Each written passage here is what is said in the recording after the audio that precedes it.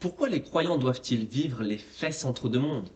Pourquoi devons-nous vivre notre foi étant engagés dans ce monde fait de tant d'épreuves et de souffrances? Et surtout, pourquoi devrions-nous le vivre comme Jacques nous y appelle, en considérant cela avec une joie parfaite?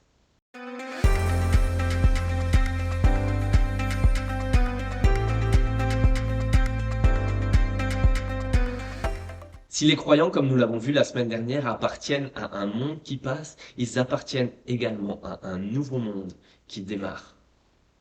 En effet, ce monde dans lequel ils vivent est comme l'herbe qui passe, mais les chrétiens sont également ces personnes dans lesquelles Dieu a planté sa parole, chapitre 1, verset 21.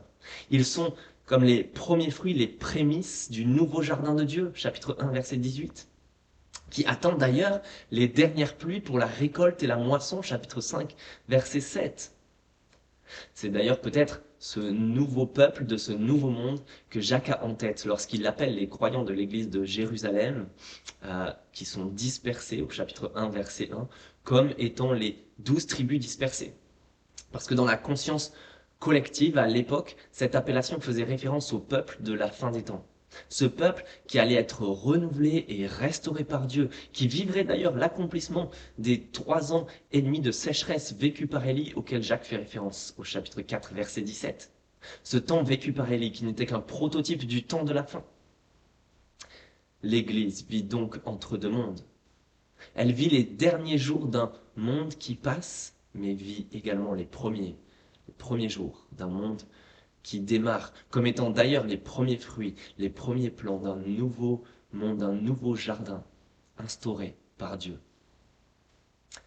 Oui, mais alors pourquoi l'Église doit-elle vivre sa foi, la vraie, dans ce monde, la vie, la vraie, fait de tant d'épreuves et de souffrances? Et surtout, pourquoi devrait-elle le vivre en considérant cela avec une joie parfaite, comme Jacques appelle les croyants à le faire, au chapitre 1, verset 2?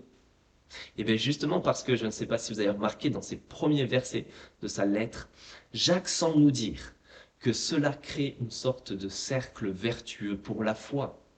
En effet, les diverses épreuves auxquelles les croyants sont exposés produisent la persévérance. Et la persévérance elle-même produit quelque chose. Elle doit accomplir parfaitement sa tâche afin que les croyants soient parfaitement qualifiés et qu'il ne leur manque rien. Cela produit le perfectionnement de la foi, le perfectionnement des croyants. Alors, si vous connaissiez mon épouse, vous sauriez qu'elle est psychomotricienne et qu'elle se bat contre toute forme d'objet qui entrave le bon développement psychomoteur d'un enfant. Comme ces Yupala dans lesquels on pose un enfant qui roule en poussant sur la pointe des pieds, avant même parfois qu'il ait atteint tous ces stades de développement.